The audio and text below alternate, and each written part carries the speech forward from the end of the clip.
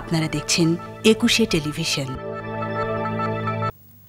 হারসন East River, Queens bridge কিংবা Danyang Kunshan bridge হয়তো দেখেননি পদ্মাপাড়ের মানুষ, দেখেননি চীনের তিয়ানজিন গ্রান্ড, বেইজিং ব্রিজ কিংবা মালয়েশিয়ার পেনাং সেতু। তাতে কি, পদ্মার বুকেই তো হলো পৃথিবীর সেরা ব্রিজ। নাম নিয়ে নানা অনুভূতি আর বৈচিত্র্যময় ভাবনা মানুষের মধ্যে। বাকিটা জানাচ্ছেন অখিল পোদ্দার।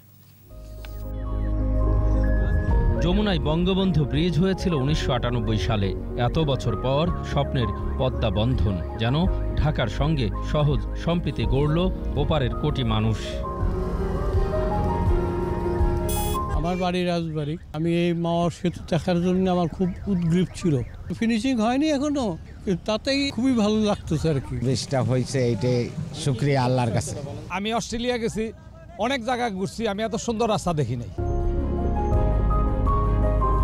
গভীরতম পাইলের উপর যিনি সুগভীর ভিত্তি গড়লেন, তার নামটাই বারংবার উঠে আসে সাধারণের মুখে।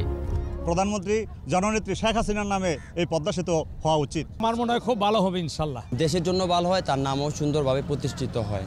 কর্তৃপক্ষ যার নামে দেয় তাতেই আমরা খুশি। সালমান নামে করুক, নাহলে হার নামে দেখ, সমস্যা কি? শেখ হাসিনা ব্রিজ দেয় তাতেও আমাদের আপত্তি নেই, এটা যদি ওনার মায়ের নামে দেয় সেটাও আমাদের আপত্তি নেই।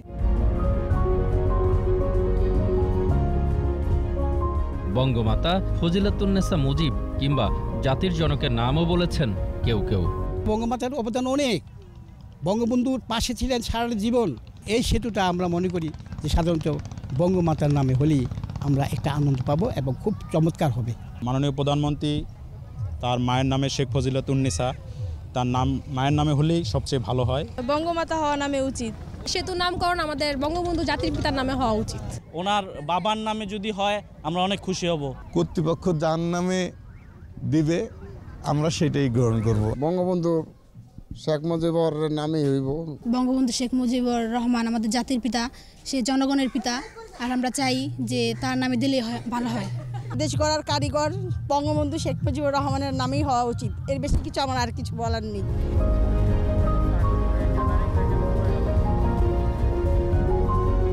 অখিল পোদ্দার, ২১শে টেলিভিশন, মাওয়া ঘাট, মুন্সিগঞ্জ।